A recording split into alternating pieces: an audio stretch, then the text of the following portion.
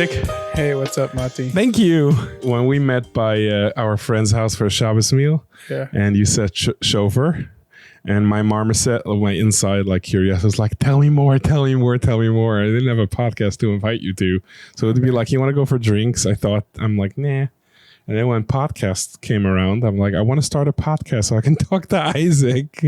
You were so intriguing. I was so curious to hear more. What did I say that was intriguing for you? For starters, that you didn't. Like a lot of people that I meet that are into wellness, they talk a lot about it, and you didn't. You were like, oh, I know chauffeur. I remember. Oh, okay. So that was interesting to me. And then we've spoken since. So I think there's a conversation for me that's valuable to have, and to put it on the camera might be valuable for others too. I'm going to start off with a disclaimer that anything that I say is I'm representing my own thoughts. I don't represent any recovery methods, programs, and I pray that whatever I do say, God helps me say my truth and the truth, and I guess God speaks through me. Maybe that's an opportunity here. It's a good disclaimer overall with podcasting, because now everyone has a stage, and then sometimes always it's good to take any information, even professional information, and make it work personally. Specifically, if it's just people having a conversation. Right, I'll talk about things that worked for me. You'll say things, or other people will say things, and then if for someone else it does damage, and they're like, "Okay, that guy said," and now I need to hurt myself doing something that doesn't work. So, interesting thing is that one of the things that I remember that was to me very fascinating when I got into 12-step recovery rooms was that we do not talk to the media. Nobody represents us to the media. There was that idea that part of the anonymity of the 12-step program, no one can publicly represent the 12-step program, right? Which means it's all human to human connecting. Well, the purpose of that is like why this technically, in theory, let's say I am saying that I am a member of a specific program, and then now I go and I share my opinion. Somebody might hear that and say, well, this guy represents AA or NA or CA or SA, and he's representing them. And if I say something that's not in line or accurate, whatever it is, or something that's like not typical, but something that's discussed or like a primary value, like if I can't personally represent. No one person represents a single entity in program. That's of really anything. That's the thing, because everyone has their own respective experiences around life and around growth and around pain and around everything. So it's good to not to have that boundary. Right, which is why I'm saying whatever I'm saying, I'm owning it. It's me. It's not influenced by, or it's not suggested by. Right, very cool. It was fascinating to me because I remember when I was getting into program, when I was starting the road of sobriety recovery, there was that mindset like I gotta share this, and then there was like you can't share it, and I was thinking to myself, what do you mean you can't share it? Like how are you going to share your own? It's not about sharing your own. It's about sharing message. Obviously, there's the very core important part of anonymity is that you don't share other people who are in the rooms. Right.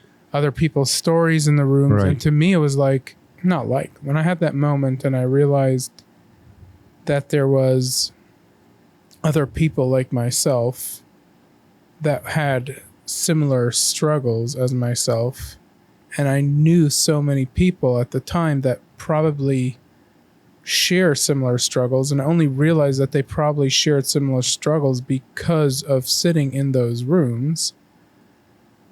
I was like, how can I not share these things with people to help people become aware of what's going on for me, what might be going on for them. Right.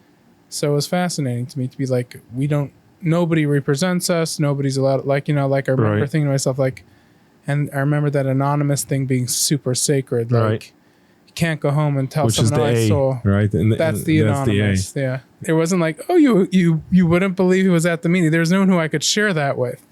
Right. Let's say there was somebody that was from some prestige position in a certain circle. It would be really cool to go home and share it, not as gossip, just as inviting and helping people understand there's nothing wrong with them. But inspiring too. For me, I think one of the most inspiring things was there was a Orthodox Hasidic Jew in one of the rooms that I sat down in, and it was a Shabbos meeting in a church. Where's a better place to spend Shabbos than in a church in Manhattan? There was an Orthodox from Jew at that meeting, and it was just like, I didn't consider myself very observant then. I wasn't actually as observant as I am today, to whatever degree of, I mean, I consider myself observant, but there was a certain, almost like it almost made the whole meeting so wholesome for me. The whole experience of being in a room with people recovering from addiction. I said addiction like that. Because we're going to get to that word. I guess I'll explain my feelings on that. Yeah, it made it so whole. And I remember at this specific meeting that I was in, there were several Jews. And I had thought to myself, sitting there in that meeting, there was a huge, I would assume that maybe the majority of people in that room were Jewish. I mean, I know that there weren't many observant people in the room. Maybe there was one other observant person in this room, but I remember thinking to myself, like, Shabbos came out, the meeting was ending, and I was thinking to myself, wow, we can make Havdalah now. Like, we should do like a Karlbach style Havdalah. That would be amazing. Like, in my mind, I was thinking, like, how can we end off this meeting with like that? It sounds nostalgic.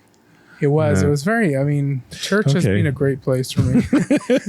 Take me As to a Jew church. who likes to go to shul on a regular Shabbos today, it's just like funny. Like, I miss being in church. Good. So your primary like modality and work is around 12-step? So no, I don't know how to, I want to say this with like integrity, because I don't want to say I don't identify as an addict. I haven't been, unfortunately, in a meeting for a while. I haven't been in a meeting since like before COVID. COVID came, I was on a couple of online meetings, and I sort of slipped away. But I think what I started discovering about meetings, or about the whole model of the A programs, and I still consider myself a member.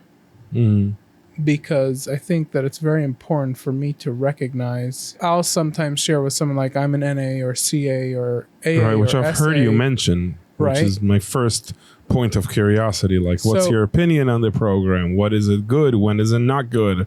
Like, what else, works with that? That's where my curiosity is around all that. So for me was the opportunity to get into a program. Like, there was this moment in my life where I was obsessing over a specific thing, and when I had shared it with a friend of mine, they had said to me, they were like, I recognize what that is, and I get help for that. You should try a meeting. And that was my first time that I had really considered the idea. Now, I knew that from my experience, I took the test. There's like these tests, like there's like these 40 questions, like you ask yourself these questions, and if you check some of the boxes or most of the boxes or all of the boxes. Oh, the 12-step offers that? Or it's just the third party? No, within the 12-step programs, there are different, like, if someone's looking into it, there's like a little question form that they can ask themselves to see if they're a worthy candidate of sitting in those rooms and joining the incredible circle.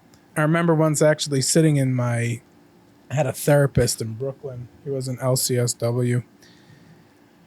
And I was sitting in his office, and he went over the essay. I don't remember how many questions it was, but I somehow managed to not be an addict based on these questions. I did this test a few times.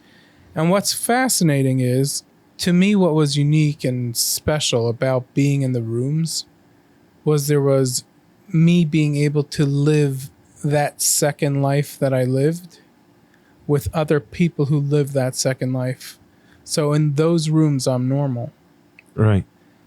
But to my therapist, who's not in that room with me or who never was in those rooms with me before I got into those rooms, that double life of mine that knew how to dodge any questions or show up in the world and seem normal and regular, which there is no such thing. But in my mind, I was living a double life, so I wasn't like every regular person who doesn't struggle. Right. And like it feels very unique and isolated. Struggle. Specifically struggle that involves addiction, but any struggle until it's shared. What weighed down on me for so many years and what I tried to escape from, which is what the addiction is, it's escaping from the things that I had experienced. So the more that weighed me down, the more I had to find... Which is pain. Like the more pain or past pain. Past trauma. That's like weighing on you, the more I need to find a way to cope. And doing things that just up my dopamine and feel better. And the reality is that once I started using whatever methods of escape, actually made that released that dopamine into my body, there wasn't actually enough. So I needed more of it. And I think my personal understanding and my experience of what addiction means is using something to escape from my reality. My reality could have been something that was not that big of a deal, but because it triggered past traumatic experiences in my life, I was reliving those traumatic experiences. Those wounds were being uncovered, and therefore I needed to escape from that experience. Why, I think for me, there was like this shift in, I don't necessarily identify so much as an addict because there's a part of me that feels that a lot of people that I have seen in the 12-step rooms, there's a saying, once an addict, always an addict. Right.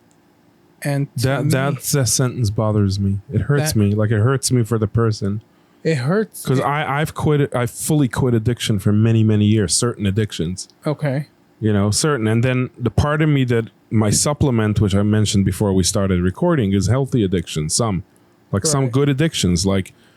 So yeah, I'm always an addict, but not with I do good things with my drive, with my need to fulfill my voids. Right. I feel pain, and now I've learned options. So when I hear the sentence like I'm an addict and I'm always an addict, that I understand the validation in it, but there's something about it that hurts me, specifically from a Hasidus mindset or a Kabbalistic mindset, where everyone is just whole.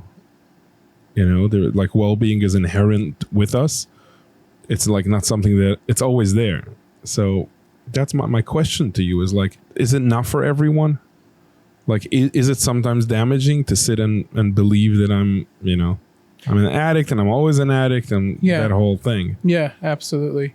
I'll tell you why it's damaging, because I feel that to me, this is obviously my personal, maybe people will disagree with me and that's fine. I'm absolutely fine with people who are years in recovery, who have been going for years, calling themselves an addict, want to disagree with me. I look at, I work with other addicts and I work with people going through like people who aren't necessarily doing the 12-step program, but were once like myself in a 12-step program. I work with different people in different aspects of addiction, life coaching. I don't do it. I don't practice it like I should probably. This idea of once an addict, always an addict, that means I can always fall back on being an addict. As long as I can identify as being an addict, I can almost have an excuse for why I'm not allowing myself to heal. And what I like to now for myself, what I've discovered from being within the walls of the 12-step program for years. For how many years? So I had a relapse like 3 years and 10 months ago. But before that, I was sober from drugs, alcohol for about 3 years. And that whole period was with meetings? With the support of meetings? With the support of meetings, yeah. There's this idea of falling back on the addiction, and almost what I feel was lacking, and I feel like this is lacking in a lot of these self-help workshops and these weekends that I've been on and the different programs, like you mentioned one earlier on. But what I think happens is once I start recognizing that there's a wound, and now I could identify as now I've been damaged, and I could always fall back on that excuse, I've been damaged. And I feel like once an addict, always an addict means that almost like I'm allowing myself to be a victim of whatever trauma I escaped from. And it's almost, I don't want to say that this is not necessarily other people's feelings, this is my view, but what I've seen or what I think people have done is they've allowed themselves to live within that cycle of victim mentality. So instead of actually properly healing and working for me, myself, instead of me allowing myself to really start working on and going beyond what else is there outside of this framework my brain created? Like, what else can I become? The challenge with only focusing on the addiction is it's not focusing on what got me to the addiction. Oh, interesting. And that is why I've taken a step back from really being in that meeting environment. Oh, I see. So the focus of the 12 steps is part of the steps is the addiction and who I've hurt and how I'm hurting myself. And so that's step 4, making a fearless and moral inventory. For me, you asked me, I think one of the things, what do you think was a really important step? Step 4 is huge. And because what happens is when I'm making a fearless and moral inventory, first of all, the fear and the anxiety of who might see that. And then the fear and the anxiety of who I'm going to share that with. Like, I remember writing the steps and being afraid, like, how am I going to even share an 8th? Like, all that shame came back up. But then I started really thinking about, like, what was the direct correlation that was happening at that time? Right. When I did what I did, what was going on in my life?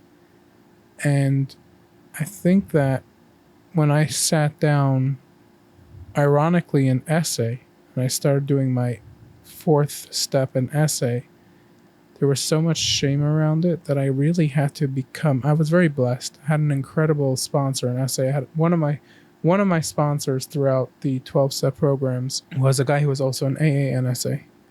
And I liked that because I was in that fellowship too. My first addiction, my first experience of escape was with alcohol. I was 6 years old, and I had been in the sukkah at shul, and all the men had their little whiskey cups left on the table, and I went and I downed every single last drop, and I must have probably found about 50 little shot glasses with a little bit left.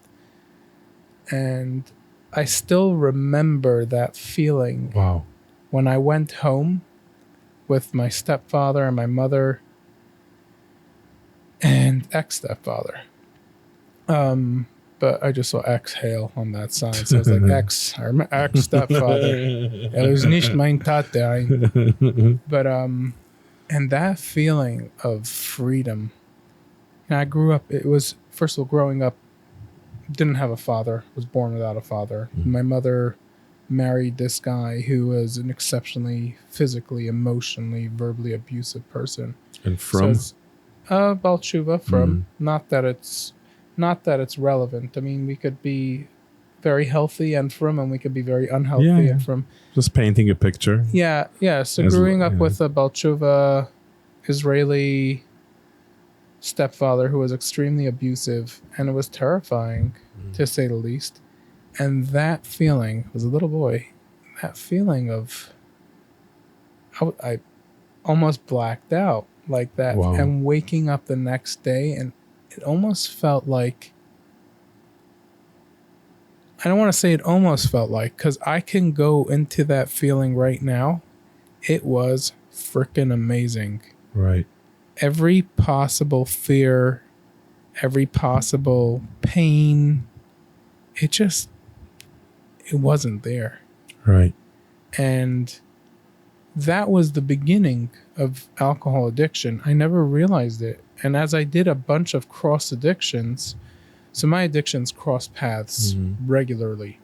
Like it could be porn, sex, sex addiction. I mean, the definition of sex addiction is even sex with self is considered sex addiction. Right. So if somebody decides that they need to relieve themselves, that's it. They just lost their sobriety as far as sexual addiction goes. It's about the numbing or the escape. The escape, yeah. Right. So I think the reality is with sexual addiction, the ability to escape is the easiest one because it doesn't really require anything. It's also probably the most shameful addiction, because as it is, that experience is so, like, just needing to escape and having to go to the bathroom, let's say, when someone's with a group of friends, and needing to escape and using that method of escape.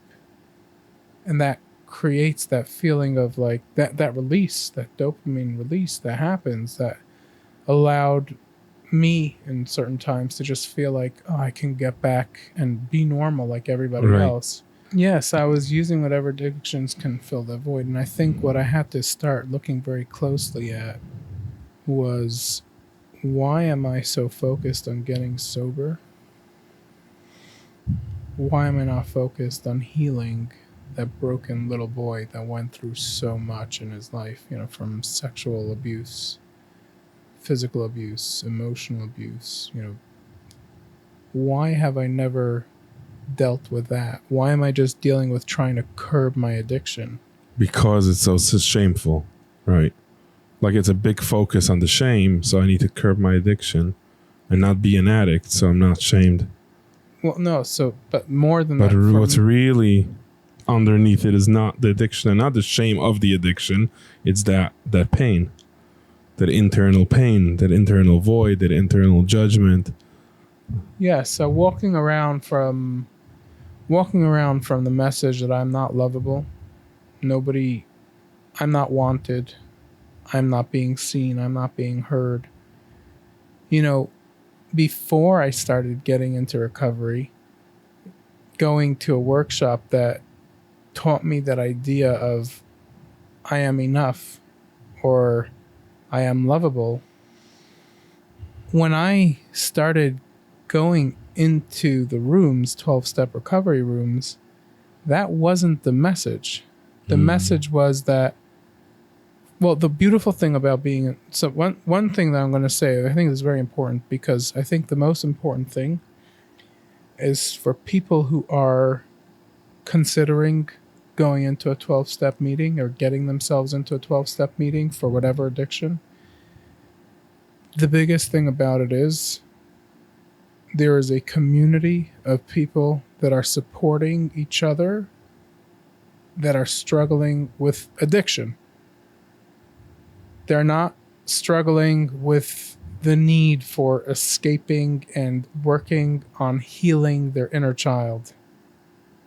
But if somebody is looking to be able to feel normal and to be in a place that accepts them and embraces them, that they don't need to walk around and have a way that they could identify with somebody else, and not believe that they're the only person that's retarded and doing things that are absolutely horrendous, go to a meeting, be with those people. But to me, it's the real... It's almost like both are very needed. Both are very needed at certain points. Like, it's needed to not carry that closeness in my addiction. Right. So I can't even work on healing because I'm so busy masking and covering and, my current shame. So, and then separately to heal and grow, like to heal and allow the body to feel whole again. Right. Which I never understood that. I went to a couple of meetings. I mentioned to you, say, doesn't count. I told you I went to Codependent and Coda. The other one. I went to 2 different meetings and I just didn't feel understood in the depths of what I wanted. What I was seeking was something deeper. I went, I think, 3-4 times in the city. You went to a Coda meeting? Yeah, a couple of Coda meetings. Okay. And it just didn't. I didn't connect with the people. I felt like they're very different than I am. And what were also people at the 3rd time when I didn't go back, there was a whole fight. Like someone said something and someone said, "Don't say it. You do say it. Calm down. Don't calm down." Like I'm like whatever. So I didn't go back.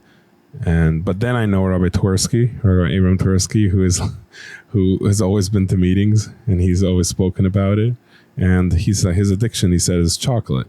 But he went to AA because he wanted to embrace all these other aspects that meetings offer, right? The connection, the normalcy, the just seeing humans as humans and not judging them by a specific coping mechanism. There's so much more to a person. But what you're saying is, and tell me if I understood you correctly, that unrelated to normalizing and feeling okay in my own skin and not needing to like hide my shtick of survival, there's a whole other genre which is heal and actually feel whole again.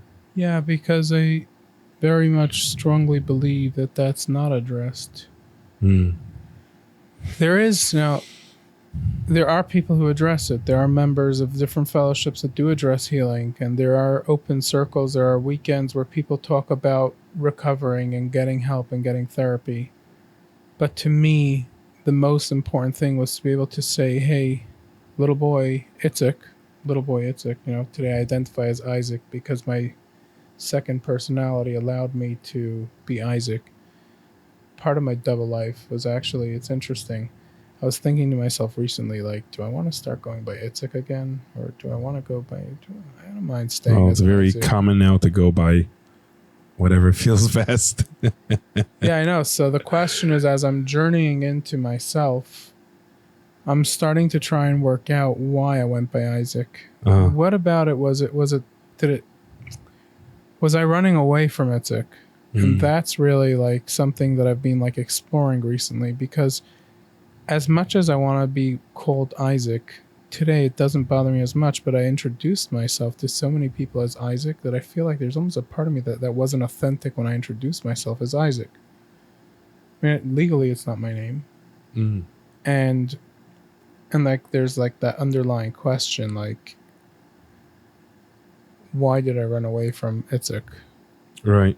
And today, as I learn to embrace Itzik more, and today when I see who Itzik is for who he truly is, it's like I don't want to just embrace Itzik. I want to hold his name. Right. So like there's a part of me that ran away from, I was so busy running away from all the trauma that little Itzik had to experience that I want to like re-embrace the name again. I almost want to like re-own it. Right. Is Itzik, is Itzik a success in your relationship with him? Ask the question again, because I'm trying to hear it. Yeah, is Itzik a success? Or like, is he doing well? Can he do well? So it's interesting because Itzik never knew what doing well looked like. The circumstances that little Itzik was born into, that I was born into, and the whatever followed from there, they weren't a recipe for success. Right. For any child that went through any of that trauma, I don't see how, like, it's a miracle. There's like many miracles that happened to me in my life that I'm sitting here right now being able to talk about that child or that me. And that little Itzik never knew success. He never even, and I think the biggest part of it was, if there was success, it was never acknowledged properly. there was a principal that was exceptionally special that took me under her wing when I was in South Africa in primary school. Mrs. Porter, God bless her, if she's still alive, may she live a healthy life. But she used to give me a certificate called the Mensch of the Week certificate. And like, she was the only person that really recognized what was going on in my life. I don't think she understood the extent of it. Mm.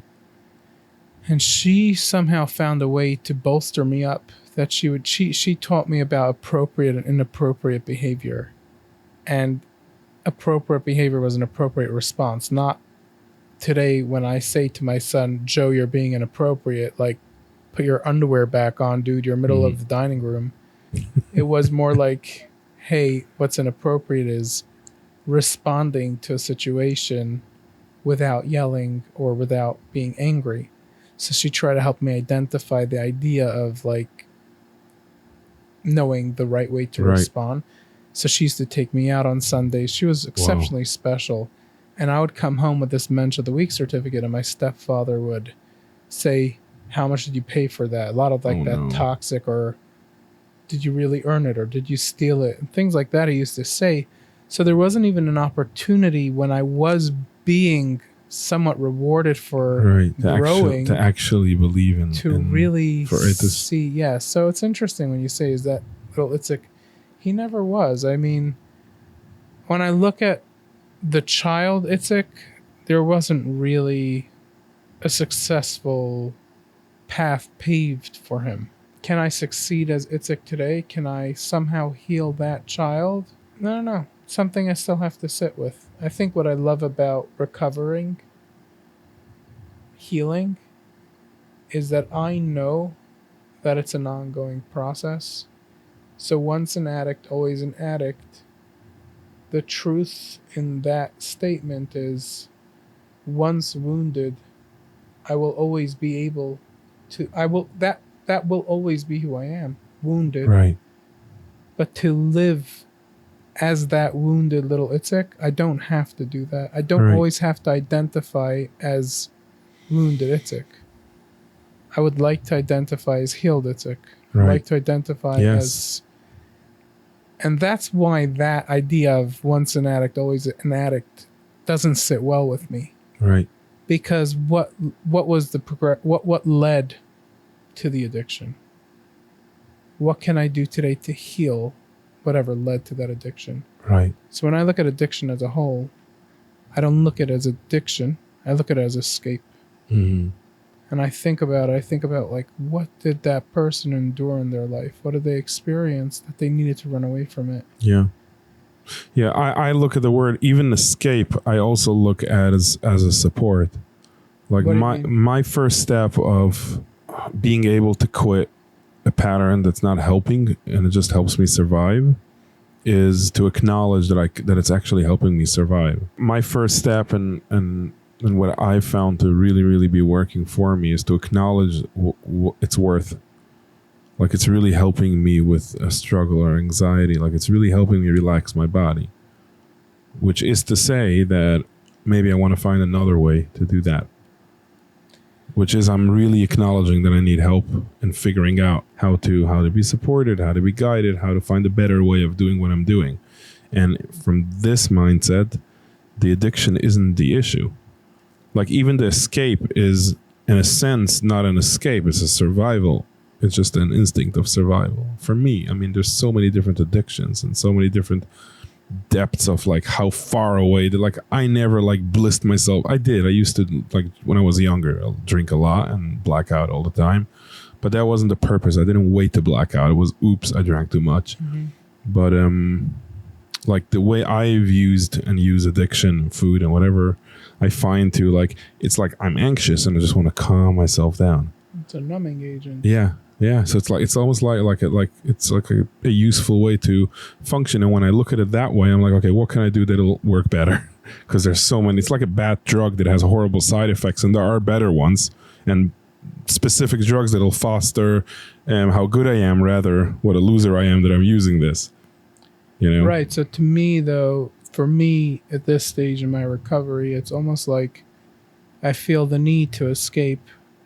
instead of just saying, what can I do to replace this need to go and, well, thank God I haven't had the need to, like, I haven't thought of bumping a line. And recently I thought about, like, my business is like at a place where I can use God's help in every way possible. So to me, it's like, if I could get back to using and have that same aggressive nature, can I be successful, financially successful like I was? Right. Because once I lost that drive, not once I lost it, once I gave up the escape mechanism, right, which also gave me a drive to be financially savvy and get what I wanted from people.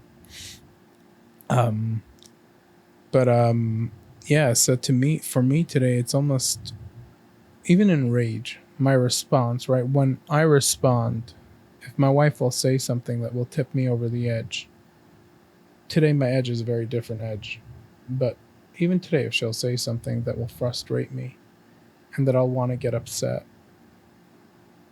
it's really about getting in touch with, I try not to focus on anymore, like, what can I replace this anger with? I really try and say to myself, which chord did she just, right, which tripwire, where am I unaligned? Where's the unalignment? What did she touch? Which nerve? Right.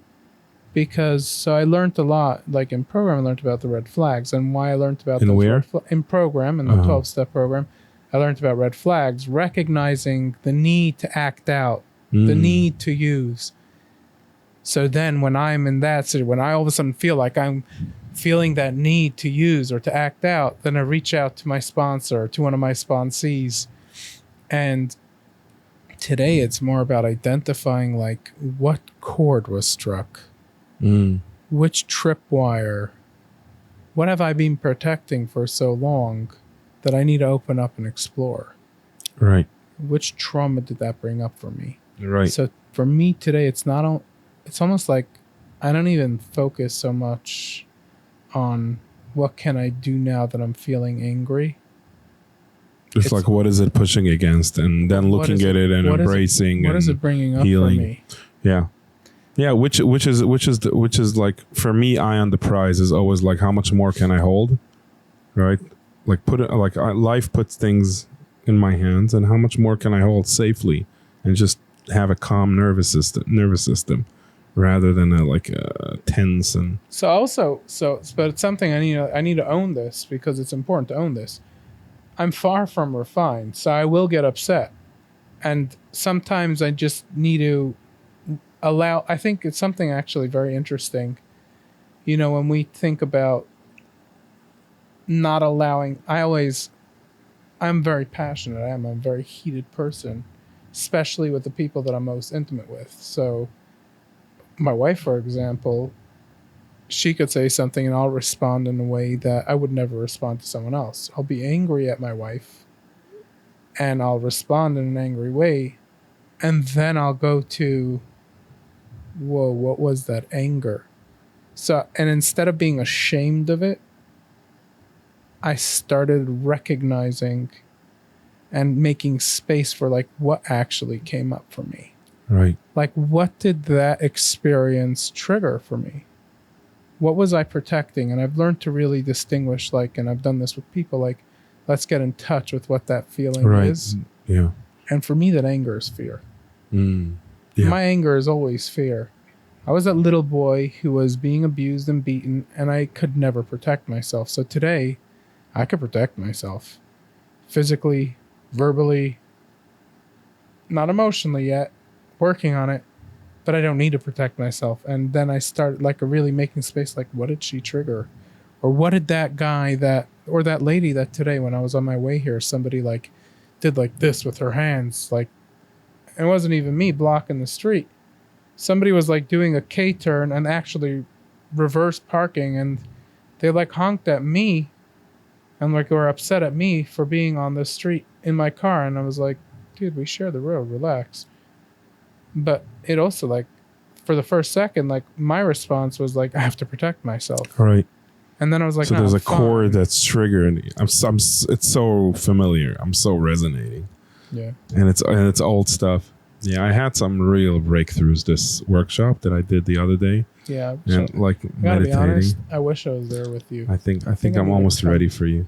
I needed to like not feel intimidated and feel very safe, which is probably why you weren't there yet. But I'm like, I think pretty soon we're gonna sit there together. And I was sitting there and just meditating. Meditating is such a big word.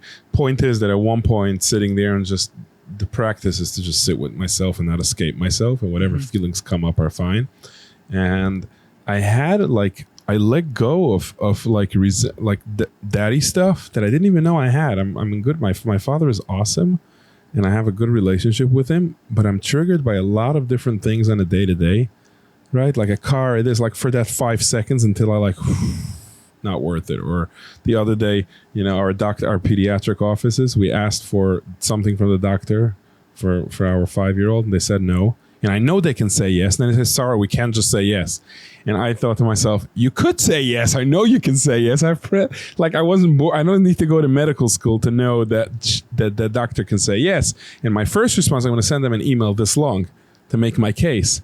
And so I have these responses regularly, to things, and they're frustrating. And then I wait and I sit with the feeling, and then I notice that it's obviously not about them, and I could find a better solution to this problem than sending a long email. But during, sitting in meditation and noticing that I'm still like, there's links to old stuff, which are, I thought I'm done with, and I'm not. And I know that I'm not done because the doctor says whatever, and I get all upset, at least for a few minutes. Yeah, I mean, I'm so far from healed. Yeah. And I'll tell you something interesting. Just recently, something happened with one of my children, and I responded. It took me a long time. The first thing was I had to be a parent and be present for them, put them to sleep whilst they're crying. Somebody else did something to my child. And the pain that I was feeling in the time, I had to also really stop. I had to be consciously aware of how the pain felt for me, and had to really resonate and be there for my child and hold them and embrace them and make space for that pain.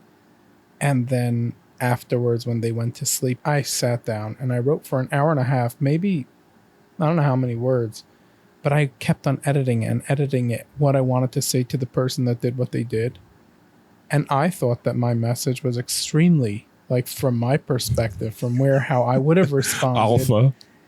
But I thought the way I responded was really appropriate. Yeah. And that was I know. And it took so much restraint to not write the things that I wanted to write. And I was pretty harsh in that message, but I was definitely tame. And that guard dog of mine was telling me go protect yourself.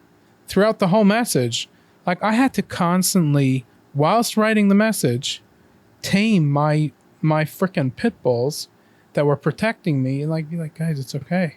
To clarify, in you, the pit bulls in your head, the pit bulls in me, my little protecting, and they're my guard dogs. They've really they're getting old, so they're not as aggressive. But it's interesting though. In certain cases, I'm visualizing this, by the way. You with two giant...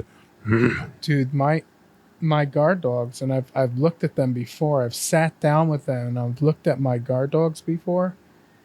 One is a Mastiff. They're what are they called? They are... Oh, I can't remember what the breed is called. But my guard dogs are these... massive. Well, one is a pit bull, and he's like a blue-nosed pit bull, and he looks like a little ox. And the other one is a Mastiff, but it's huge. These are my guard dogs, and they lived with me for so long. They've been protecting me for so long. And now, once I stopped using my escapes, these guys are they're dangerous. Right. And now that I'm working so much on recovering and healing, there was so much me protecting the other people from my guard dogs because I was pulling back on those choke leashes so much to tell them like, chill, I got this. Like, you're okay. Just sit down. So in this specific instant, there was like, they're growling and I'm texting and they're literally growling next to me, like ready to pounce. And I'm like, guys, I can't. We're not going on a full-blown war right now, guys. I'm writing a message. That's it I'm doing right now. It's all that's happening. There's no blood. But there was still that part of me. Yeah. That was like, what's going on for me? Right. So that's the real healing work, to identify it and then to start fostering like safety and love and nurture and support. Like that's a real, right? That's the other part of, besides normalizing and not carrying shame of addiction, is to actually identify those links and then to start like healing and like healing when I say the word healing, I'm envisioning a tree that just grows. It's like a natural progression. When the tree gets sun, water, air, dark, a little bit of all, it just grows on its own. Right. And I think that what's interesting is, and I'm like thinking about this when you were saying like this tree growing, you know, the tree should have started the growth process as a little boy. Mm-hmm. And what happens is, I actually just saw, what's his name? Dr. Motty, Gabor Mate. He's phenomenal. First of all, there's something about that man that's just like, I listened to him, and I just listened this morning to 2 or 3 of his Instagram clips, and interestingly, it takes me back into the rooms. Complete vulnerability. Like I can cry from hearing him talk about trauma. I can cry from hearing him because he's talking about me, and there's like that part of me that he gets, that he's sharing, and it's just so humbling to be able to be understood. So he was saying something very interesting. I can't say, I'm not quoting it word for word, so if I screw it up, whatever, but what he was saying was, what's the opposite of pressing something down? It's called depressing, right? Mm-hmm. And what he was saying is that when a child is brought up not being allowed to share their emotions, when it's too dangerous to say I'm afraid, and I have to make myself believe that what's going on is normal, and I don't have anyone to share that fear with, later on down the line, that pressing down comes up, and it comes up as depression.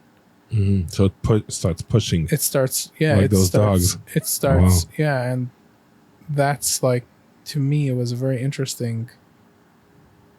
Like, it's okay for me to now start recognizing why I needed to escape, and it's okay for me to not feel ashamed of my behavior when I was escaping. I gotta own it. I gotta make my amends. Thank God I made so many amends in my life. That the biggest fear of, by the way, making an amends is, what happens if I go to somebody and I say, hey, I just want you to know that 15 years ago, I was in your store and I ordered a breakfast and I decided that I deserved a free coffee. So I want to say I'm sorry for taking coffee and not paying for it. Here's $1.13 or $1.15. And that fear of like, what will the person say to me? And we learned in program, like, you know, Does the program require to do this always? Absolute, always make amends to the person? Isn't it sometimes not necessary? The lesson is we make amends where it's, if someone's going to make an amends and they're going to end up in prison, right? Sometimes it's encouraged. Some people should sit in prison. Like, I've been in program with people that belong in prison. That's the reality. Right. And that's okay, because at that stage, if their journey with their relationship with God, if God wants them to be, if that's where they have to get to be able to, so to speak, turn themselves in, right, then that's part of their recovery. That's part of their healing journey. Well, and what if it's not that? It's just creating a mess. You know, I know this. So there is, wait, 1 second. Sorry, I don't mean to interrupt you, but it's very important that I finish this. There are forms of making amends, of doing service, sometimes making amends is how I show up in society. So there is community service that could be done to make up for certain amends. If I can't go, if there's no way to, let's just say I have to make an amends for somebody that I had hurt.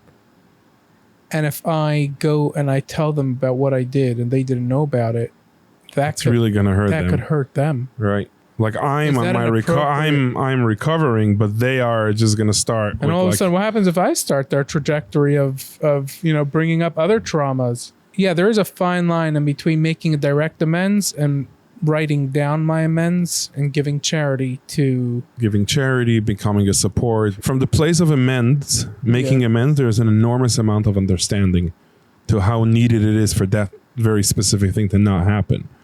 So to contribute for that happening to stop happening is making an amend. There's an organization, they fight trafficking, human trafficking.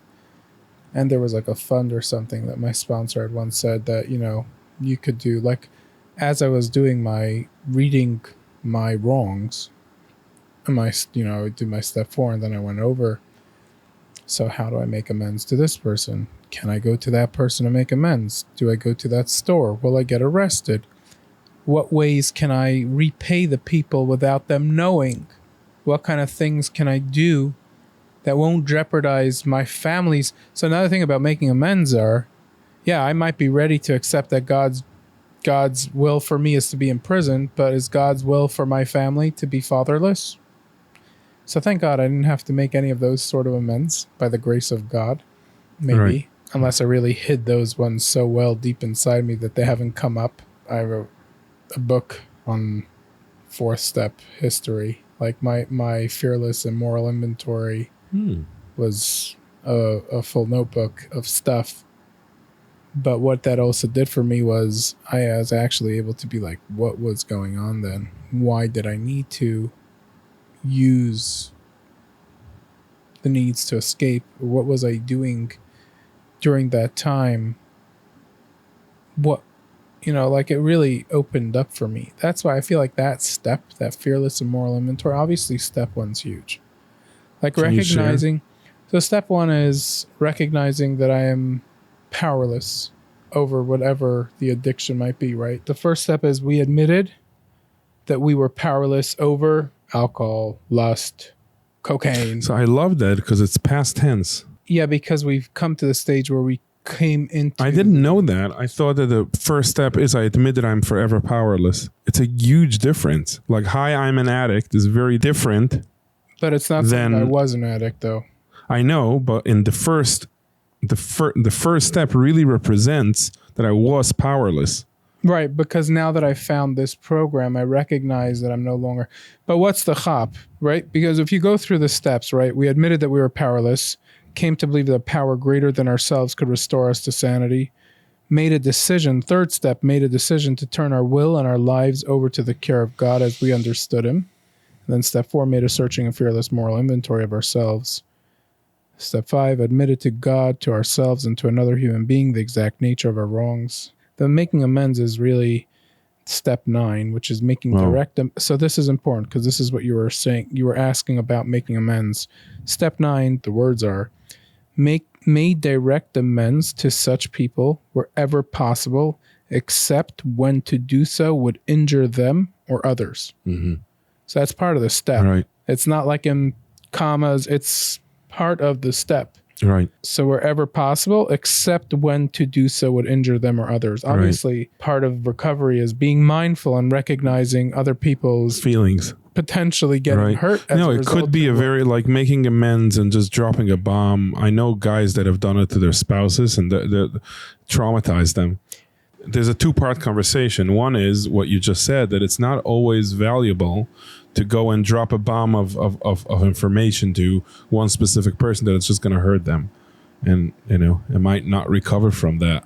If someone has a good sponsor, hopefully be an empathetic and mindful sponsor. Hopefully everyone in program, when they're in program, say the harava, say the chacham. Yeah, and in any journey of growth, it needs other people. There's not meant to do that alone. We definitely need to be mindful in general in life, I think even when I apologize to my child, right? If I'm apologizing to, let's just say I'm apologizing to Esther Bracha for something that she did, my daughter, there has to be that when I apologize, there isn't justification. There isn't explaining why I did what I did. Right, because otherwise I'm just dumping on her. That's not the purpose. Well, it's almost like shifting the guilt. Yeah. It's guilt shifting. That's not what amends is. Right. Because now I got to make an amends that I just guilt shifted. Yeah. And I just keep fueling the same cycle just now on the healing. And it's also not owning it. Right. That's the biggest. So shifting guilt. Owning means like being able to endure the pain that I've caused or created or been through. All of it. When I say owning, I'm not referring to endure because I've already owned it. If I'm genuinely ready to make an amends. That's 9, right? That's if I'm ready. When I'm ready to make an amends, it's because I've owned it. Right. I've already said, wow, I caused someone a significant amount of pain, and I'm going to go and apologize. And when I make that apology, there's I think the biggest fear and the biggest shame around making an amends, it almost like from my experience was the fear of what that person might think of me when I make that amends. Because here I've been working so hard on my recovery and getting sober and working on my healing, and all of a sudden me now possibly losing a friend that may not know that I wronged them. Right. You know, that was one of my hardest amends were to friends, because we were still friends, and now I'm on this healing recovery journey, and now I'm like making this fearless moral inventory. I recognize where I did wrong to a friend. I've got to go and tell my friend what I did. Right. And apologize. And that's a lot. There's a lot of, so ownership comes, healing and ownership go hand in hand. Like when I take ownership over what I did wrong, there's also that part of me that recognizes that I was helpless. I was powerless. Right. So I'm taking ownership over pain as a whole. My part in it is part of the pain. It's like this pot of pain, which also creates things that I've done wrong by not knowing how to do better at the time. So not in an excuse way, but just in a realistic way. It's like I actually didn't know better. Right. Well, like it has to have compassion in it. That's the point about ownership. When you spoke before about like that tree, that growing tree. So just imagine that plant was that you were just referring to. That little pot was a little planter that was being infused with toxins. Right. And the fruits that appeared were toxic fruits. Yes. When I think about my child, like when you're talking about like that healing, it's really more about what can I actually do to the soil that's being contaminated? Yeah. How can I rehabilitate that tree? So when you ask me, like if that little Isaac sees himself as successful, it's like how much work do I have to do to heal the soil, the foundation that I was brought up in? Right. This tree that sits here before myself and you was planted in a certain type of soil. How much work is going to go into actually fixing that soil without destroying the whole tree? Because, you know, that's really, can I rehabilitate that? And there's no question about it. Of course I can. So on the second side to this, the question like of ownership is like, okay, if what can you share to, but let's in the conversation it's wives, but really it's anyone that has a friend that they find out that they've been hooked on different escapes or addictions or double lives, and they're really, really, specifically when they're finding out while the person's trying to heal and change that, but they're like shocked or like, and if, specifically around porn addiction. And what is it that a wife should know? Is she asking? Is she asking, or are you telling? She knows, and she asking you. What were you thinking? What's she asking? Can you create a scenario? Let's just say. Okay, there's two scenarios that I have in mind. One is a guy that has had 2 lives. One is a family man supporting his wife financially and so on, and separately either hooked on porn or prostitutes, whatever his sexual escape, numbing escape was. And his wife now knows. Either she caught him or he's on a healing journey and then she found out somehow. or he decided it's a wise idea to tell her. Whatever it is, now she knows for whatever reason. Now this guy, she, it happens. It doesn't not specific at all. Yeah. It's either way. They. Right? So to this person, they're on a healing journey. They understand the addiction in a very different way than she will. She'll feel cheated on, not like, so what can you tell her? Like, what does she need to know about a person addicted to anything really, but that shock of first finding out, specifically if the spouse doesn't have that struggle at all. Okay. They're not addicted, they're not hooked on anything, they do everything right. You know what I mean? So the first thing is, I think this is something that I was touching on before. There is that fear. Coming clean, so to speak, to a spouse. I think, to me, it's more important to focus on relationships that are direct relationships. Because at the end of the day, the people that suffer the most are the family of the addicts. The children, the wives, the parents, those are the people that actually are directly impacted. Now, of course, there are people that were directly impacted by the persons doing specific things during active addiction that someone would make an amends for. But if a friend is asking, like, I can't believe, what do you mean we were at? Yeah, I'm specifically thinking of close relationships that, so that's the most that the person important. that's healing is really in a place of growth, but as soon as this other part of their life is like a parent or spouse is finding out, they have a very different relationship to the addiction. And I think that there's value if you can share what the spouse should know about where their partner is. Okay, so the most important thing is, and I've said this to many of my sponsors, when you're making an amends, first of all, I've specifically told a sponsor that you should not go and make an amends to your wife. If your wife is none the wiser, do not say anything to her. I don't know why you have a burning desire. Right, it's a selfish to tell need. your wife. I said to this one sponsor, I was like, do you realize that by you telling your wife, like, you want her to know that you got into program in your recovery and you're doing this work, if she doesn't know anything, first of all, if she's living with you, she probably knows something.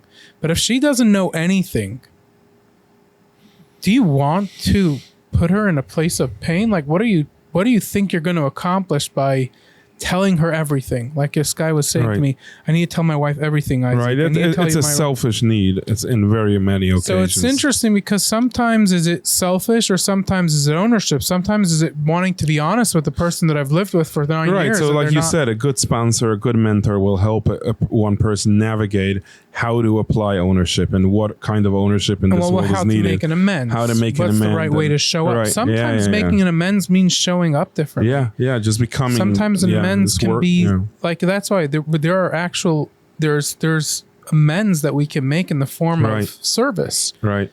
Like if so I on the other side of things, I want to go back to that. On the other side of things, what is it that someone who isn't struggling from addiction or from these things, someone who isn't either struggling from the addiction or part of the healing journey, what is it that they don't know about their spouse and would be helpful if they start having compassion too, rather than feeling... So that's a huge discussion. I think it's really hard when somebody all of a sudden discovers the first thing that someone needs to know is that there's support for those people. So a spouse that finds out that their spouse, for example, is a sex addict and they didn't know about it, they go straight. Some go and seek help. Some go into panic mode. Right. So very important for people to know that there's Anon programs, S-Anon, Al-Anon. There are programs that are directly there to support the family member of the user of the addict. The purpose of that is because what ends up happening is, first of all, in the panic itself, it brings up a lot of trauma. A lot of people that live with addicts don't realize that they've experienced significant trauma on their own, which is possibly why they never saw the addiction till now, or they've allowed themselves to not see it. A lot of people who have, because they're protecting themselves for years from whatever they've experienced in their life, that they don't allow themselves to believe that anything's wrong with the person that they live with. Everything's perfect and rosy. It's very interesting to me. Like, I've seen so many wives or husbands of addicts being so utterly shocked that that's like their reality. Like, I've been living with an addict for 12 years. Right. you kidding me? I once sat down with a spouse of an addict and they're like, how did he hide that from me for 12 years? And I said, how did you let yourself not acknowledge what was going on for 12 years? Mm. And they said, what do you mean? That's not the person who I married. I said, but if I'm to tell you that that is the person that you married, who's at fault? Because she was trying to put like this, like there was like, we were having a dialogue and she was heated. And maybe my approach wasn't right, but I was just trying to like put things into perspective. And I remember there was like this, there was this time she had said, I knew something was wrong, but I didn't allow myself to believe it. Mm-hmm. And I said, where else in your life is that a running theme? Where else in your life can you say that I bought something or I reacted to something or I allowed something to happen because I chose not to see the problem with it, or I chose not to allow myself to see, to be a victim of that sort of. So very often what happens is women become aware of the fact, or men become aware of the fact that they're living with an addict, and it for them becomes an extremely painful experience because all of a sudden they start this feeling of, he betrayed me. Right. That betrayal. How can someone do that to me? Right. That, in my personal opinion, people who experience it worse are people who have been betrayed before. Right. Either by a teacher, by a parent, by a relative, a bubby, a zadie, a grandma, grandpa, uncle, aunt. They've experienced betrayal before. They've experienced pain before, and they've suppressed it. And they've pushed it away, and they never dealt with it. They never healed from it. So all of a sudden, recognizing that they're living with someone who's betraying them, it's an old wound that's just coming to the surface, and that adds so much. I think so chaos. Many people that are in Al-Anon and S-Anon and all these, they actually need to heal from their own trauma too. And a lot of them do end up. Like I met somebody who was in S-Anon who discovered that they themselves were actually a sex addict.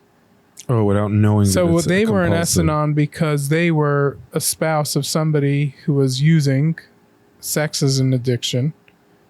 But they themselves didn't realize that they themselves were using the exact same addiction as their spouse. And they ended up coming to the SA rooms, and they all of a sudden started identifying with their husband and everybody else in the room. Right. Because they were also escaping from whatever childhood experience or trauma. And that's very common, that somebody will all of a sudden recognize, like, hey, I've been also escaping from something. It's very, yeah. Since they feel they were violated and hurt, it's like also to expect of them to realize their own patterns, which contributed in a direct or indirect way to the cycle, is very harsh when they're like in this phase of like, oh my god, I can't believe it, I'm betrayed, how could I? And then and then they're worried about being enablers, like, how did I allow myself to be involved? How did I stand for this? How did I let it get so far? Yeah, trust is my fault? Yeah. A lot of people, spouses of addicts, will very often ask themselves, like, big problem, what did I do to allow this to happen? How did I allow this to happen? They start taking almost like ownership over their spouse's addiction. I allowed it to happen. Like, I let it get this far. How was I so blind to it? And they start blaming themselves. So one of the steps in Al-Anon is that I am not, I don't want to, I'm just going to say that what I'm about to say now is not the correct, necessarily the words, but the idea is that I was not in control of the addict. There's like the 3 C's in Al-Anon. It can't change the addict. It can't cure the addict. I don't remember exactly what the correct thing. I mean, I've been to quite a few Al-Anon meetings too. Yeah, and the idea is that don't all of a sudden go into this like, how did I let it happen? Right.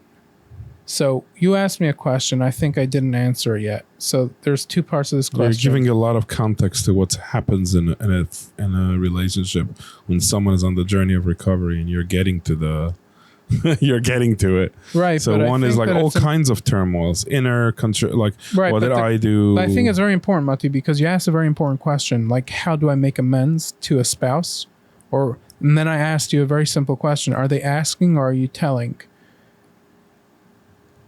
Treat this amends, or treat not you, but whoever, myself, yourself, whoever is owning up to what they did, treat it with a lot of safety and respect, because it shouldn't be about guilt shifting. It shouldn't be about dumping. To either one. Yeah, I mean, any part of this. And when a wife wants to know, or a husband wants to know, like the nature of what they did, I say to the person who's saying, you don't have to. If you see that what you're saying is jeopardizing your relationship, say, I am willing to talk about it and I want to apologize. Maybe we should get help so that I could do this in the right environment. Right. Don't jump into the amends. Right. Don't jump into the history of what you've done. And you're going to have and in some relationships, there's going to be a spouse that's going to be like, tell me everything. I want to know everything right now. Okay. Don't walk away. Don't run away. Don't not share everything. But that's an opportunity for the addict to be empathetic. They hurt someone. The person that they love is in pain. So it's a real opportunity to be like, I hear your pain. That's not going to make them feel good. You say, I hear your pain. It's not going to make the person who's asking for answers feel good. Because now there's that child in them that's protecting themselves. There's that guard dog in them that wants the closure. They want to know answers. They want to understand, how can you do this to me? There's a lot of pain for that other person. Mm-hmm. I would say don't expect for the spouse of the addict, don't expect that person to all of a sudden drop their guts.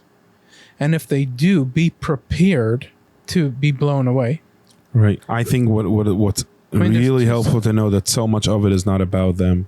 It's so much about old wounds. Yeah, but that's another thing. And they'll, like, I know I can imagine that in the beginning process it's hard to make these distinctions. But it's the truth, because it isn't. So let's just revisit this question. What should a person who knows that their spouse, all of a sudden they find out that their spouse was unfaithful, what should they know about their spouse? What should somebody know about addiction? Yeah. I think the most important thing is for people to know, first of all, as terrible of the thing they did was, that's not who they are. Mm-hmm. That addict is a beautiful person. Just like every other person's a beautiful person, so is that addict. And they may have done things in active addiction that are horrendous. But that's not who they are. That's what the addict has made them do, or the addiction, and recognize that nobody becomes an addict just by self-will. Just generally, like, things are coming out now, like awareness, addiction. Rabbi Jacobson has now this whole series about taboo subjects, and it's so valuable for people to know that it's so not. I need to listen to that. I really want. I started listening to it, and I had it playing, and there's that one part where I think so I was putting Joe to bed, and so I have it playing in my room, which is next door to Joe's room, and discussing things like porn addiction, and Joe's in the room, and he's like, what? And then he turned it off. How old is he? 7. And he like turned it off. And I was like, why did he turn it off? He's like, I'm tired of this stuff. I was like, I was listening to it. He's like, yeah, but you're putting me to bed now. That's so cute. I was like, oh, yeah, I am. Yeah. Well, I guess I'll get back to it, which I didn't do. So it's really, really good for people to know that the person that does that thing it's not all of them. Right. It's so. What do you mean by? It's not all of them. It's not everything they are. It's like that's something that they've done, which comes directly from pain. Yeah, and survival. I really mean that. I don't believe that anybody woke up one morning and decided to be an addict. Like, I've been in rooms with people for years. I've been to many meetings. I can't count how many meetings I've been to, And some days I was at 3 different meetings. I was at an SA, AA meeting, an NA meeting. Like, I've been to meetings. Like, I did like a 90-day meeting thing where I had to be at a meeting every day for 90 days. And just like, chas v'shalom, if I would miss one, God forbid, heaven forbid, I missed one. So I would make up for it. I would go to like catch a meeting that was 20 minutes later, like 5 blocks away, because like, make up for a meeting that I may have missed like 3 months ago. Anyhow, so. Well, thank goodness with davening, it only rolls over to the next day. Well, davening is 3 times a day too, right? If imagine it rolls over forever and someone one day decides, I want to make up for my 10 years of not davening. So how do I make up for all the shacharis that I missed? I just daven b'kavana one time and say, God, please accept my prayers today. But because it's about connection, like in the least of jokes, it's really about the connection. That's what recovery is. The underlying message of the 12 steps program is that when I act out, when I use, I've turned to myself. I've tried to find a way to escape from whatever I'm escaping from, instead of turning to a higher power and saying I'm powerless. I don't know how to face this pain or this anxiousness or this anxiety or this sadness. And I'm running away from those feelings. Because ultimately, when someone's escaping and they're running away from an emotion. Right. And they don't know how to make space for that emotion. Yeah. So they push that emotion away. Or they which is what I mentioned like earlier in our conversation. It's like, all the addiction did is survive the emotion, which I thought I can't bear. Like, all this escape is it helps me not, what I think is going to kill me if I feel. It's like, okay, now I'm surviving it. Right. So like every addict is a survivor, and there's so much honor in their survival. And there's so much honor in the courage to heal. It's like, wow. I think that's a little bit the concept of a makam shebal tshuva oimdim. Like when someone returns, because it takes so much to just look at life and say, I'm going to reconnect to my truth, and then embracing all the feelings that come with that, like reality feelings, like painful feelings. It's interesting. Rabbi Jacobson, I think he shared this what did he share this? I mean, he shared this before, but he said that he was Rabbi Yossi Jacobson. YY. I just heard this last week. One of his, I don't know if it was on Spotify. I think it was on Spotify, one of his shiurim. And he said that Rabbi Twersky had said to him that in the 60 years that he had worked with addicts, he basically, his message to Rabbi Jacobson was that for a regular person, they could fill the void with some potato kugel. They could fill the void with some cholent. They could fill the void. But for an addict, they can't fill that void with simple mundane things that other regular people can. Because the addict is a much more spiritual person. And the deepest desire for an addict is to be connected with God. The deepest desire is to feel oneness, right, and wholeness, and that ultimate validation comes from a healthy relationship with something greater than myself. For me, that's God. So Rabbi Twersky had said that the addicts are the most spiritual of them all. Right. And in reality, I know for myself that there are certain parts of myself that, I can look at somebody who shows up in, I do this sometimes. I'm also judgmental. I have a character defect of being judgmental of others. You and I think many others. I don't know, nobody else is I'm the only judgmental person. But I actually am allowed to be judgmental sometimes. I mean, it takes to be judgmental. I like to think that to drive, I need to be judgmental, right? Yeah, well, because otherwise 50% of driving is judging other people in front of you and behind you. Yeah, there's that. We, by human nature, God has created us in a way to be judgmental. Yeah.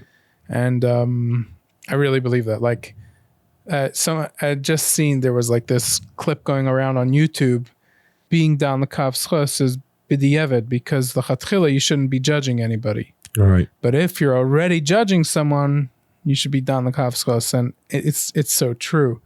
Who am I to judge another person? Right. But by human nature, Hashem created me with the. We need to judge people. That's survival. Yeah. Like if I don't judge, it's really about the filters. How can we filter the judgments and only utilize the value and not build a whole life around the judgment? Yeah. But the fact that our brain is wired to judge, it judges if I need a restroom, if I need to, what time it is. It's like it's our comes to judging right brain. It's yeah, basic functionality. Okay, so you're saying that you have a get my ADHD back on course. What was I saying?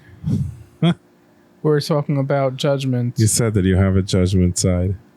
That you're very judgy, or you have a judgment side. Yeah, but why did I say that? What was it? Oh, because I was talking about from a spiritual perspective. Oh, yeah. So like I've seen people who look like observant Jews, and they look like they're living regular lives, and they are showing up, and they come to shul, and they daven, and they learn, and they're either whatever background of Judaism, Orthodox they're from. And there are times that I would listen to them sharing something, and I feel like they're just not getting it. And it's interesting because when I look back at my upbringing, right, I grew up Chabad, and I'm slowly re-identifying as a Chabad. I don't know. I mean, I shouldn't say this because I don't know yet where I'm holding. I mean, I'm in my journey today. I'm allowing myself to re-embrace my Chabad roots, is what I should say. But I had seen several times that the people who seem to be very, in some backgrounds called stark, in some backgrounds chassidish, in some backgrounds fachanyap, whatever the heck that means, chanyap, and some backgrounds like hardcore, and some backgrounds they're like so basically these people just don't get so many things. Like I heard them share something or from a specific story that they shared, like I heard a whole different message. I saw a whole different approach to how my relationship with God can look from that perspective, and they didn't hear it at all. They didn't even share that. They didn't even touch on that idea. And I recognize within myself that there is a much more spiritual understanding. There's a desire for more spirituality in my life, more so than doing religious practice. I have a desire to connect with God. That it doesn't look like learning Daf Yomi. Right. My spiritual desire to be with God is almost to have like this intimate relationship with God that I can't have with anything else in this world. Right, because the world is imperfect. So finding a place of like wholeness that can just embrace all of the imperfection is the deep yearning for the Vekas. And a lot of people, because they're... But some people can do that by doing Daf Yomi. I can't. Right. I do not feel connected with God. So that's what you were saying there, that Rabbi Twersky said. And that's what Twersky was saying. Like I can really identify with it, because what I see regular, ordinary people doing and feeling whole and feeling like they're contributing. To know that there's another side, recognize that it's the pain, that pot, and there's so much more. And maybe the person that they've always seen is actually the true, that's actually the truth of this other person. Yeah, I want to encourage people not to run away from an addict. Don't run away from your spouse because you found out that they got a terrible addiction. Get help for yourself, because you may be living with the most incredible human being. I have found that some of the most amazing people in my life that I have met were in the rooms. We're in the 12-step rooms. And I genuinely believe this. There's, honestly, the sense of unity and community that I have found in 12-step rooms, the camaraderie. Like, there's like this big Mi Kamcha Yisrael, like Jews always say, Mi Kamcha Yisrael. The wholeness and the closeness that I have felt to God was in a 12-step meeting in a church. It's the beauty of what happens when there is people being vulnerable. Vulnerability breeds humanism. I think when we allow our guard down, if I let my guard down with another human being, what can be accomplished so much more than any teaching. And I'm so with you on that. And I'm so honored that your conversation was so personal, and it's very touching.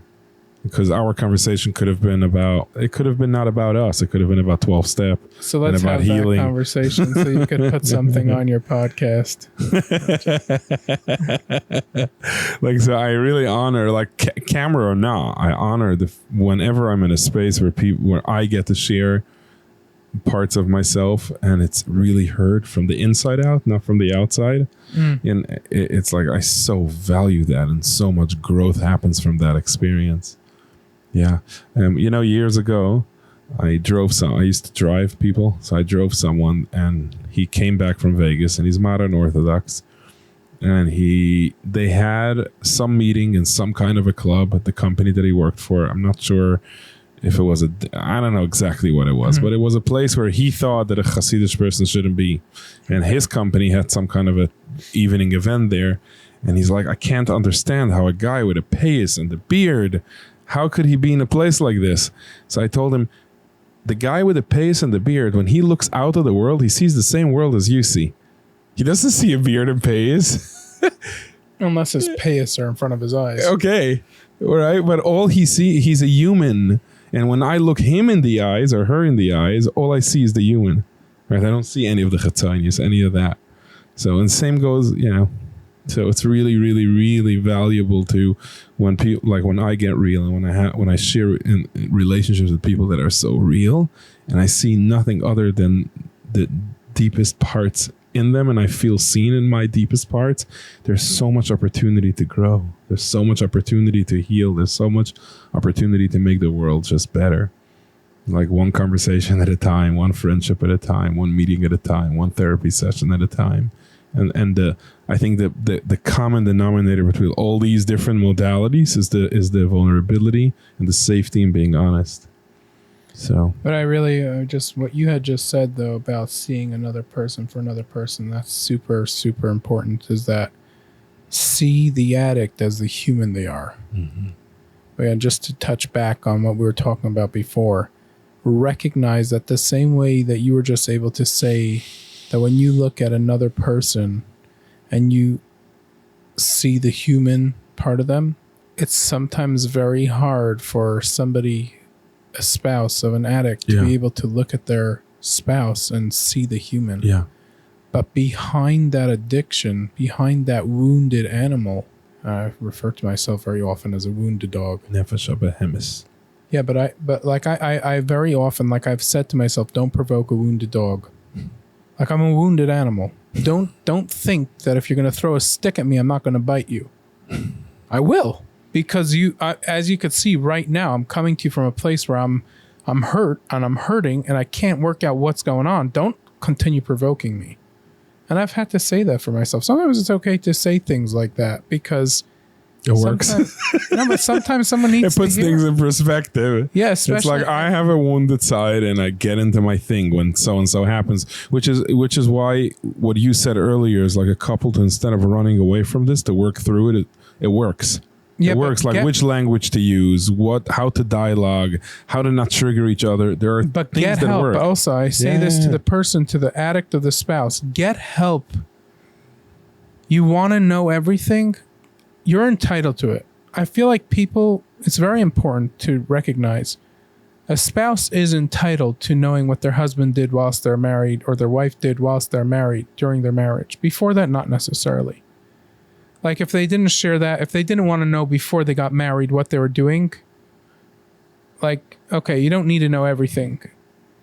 It's a very personal thing, the details. Yeah, I think the real conversation is like, don't run away. There's so much beauty under all this garbage, and with help and good communication and good resources, there's a gem of a relationship. The compulsion can also be directed to positive. Like that's what I really. But if someone's running away, run away to get help. Yeah. Don't run away, period. Right. Run away to get help, to say, I need help. A bomb just hit me. Right. And I'm going to fall to pieces right now because the person that I lived with for 15 years has been unfaithful for most of those years. And I don't know if I can deal with that. I don't know how to deal with that. Recognize that if I'm talking now to the spouse of an addict or to the parent of an addict. Recognize that if till today you did not know that person was using or taking advantage of or being unfaithful, don't write it off for your own sake. You need help. Get the help that you need. To feel okay, yeah. And if you're not ready to look at that person when you find that out, that's okay. If they're in therapy or they're in healing or they're in recovery, they're going to have to deal with that. But for your own sake, don't run away from it. Don't just disown the whole thing. Get the help that you need because, and I think recognize the amount of pain that it causes somebody when they find this out. Recognize that maybe there's something that it's bringing up for you. I'm not saying it because I'm telling you what to do. I'm saying you deserve the help. Don't. Yeah, and it's worth a shot. It's so totally worth a shot. Yeah. And so there is. Are you familiar with the work of Esther Perel? Phenomenal. And Esther Perel has a Audible series. It's like a TV show, just only in audio. So it's fully edited with background music and like it pauses and she says things, and it's all couple sessions. And a lot of it is couples that have been cheating and how they get together and how their journey towards. And in like each episode, it's only like 30-40 minutes an episode. And she uncovers, obviously it's snippets from a bunch of sessions that she puts together. And it's it really, really brings out how enabling and how each one contributes to the dynamic. Because it doesn't, like... It really, really puts light on it. And she said in one of the episodes that people that didn't work out, she's like, she always likes when the couple actually work out and grow from the experience. And in so many cases that happens. In so many situations, if they're willing to look at all of it with time and rebuild trust, which is a process. A trust is not, oh, now I understand them, so I trust them. I can understand someone and not necessarily trust them, and that's fine. And then I can build trust again. And in so many occasions that happens, and they get back, they finally get the relationship they've always wanted and deserve to have.